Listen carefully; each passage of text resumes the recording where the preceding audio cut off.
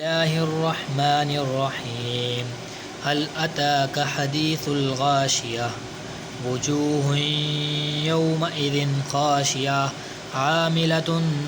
ناصبة تصلى نارا حامية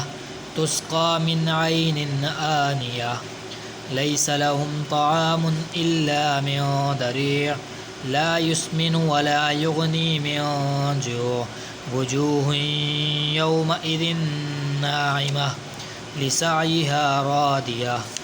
في جنة عالية لا تسمع فيها لاغية فيها عين جارية فيها سرر مرفوعة وأكواب موضوعة ونمارق مصفوفة وزرابي مبثوثة أفلا ينظرون إلى الإبل كيف خلقت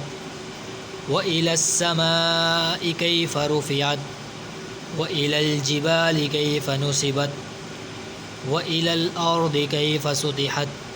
فذكر إنما أنت مذكر لست عليهم بمسيطر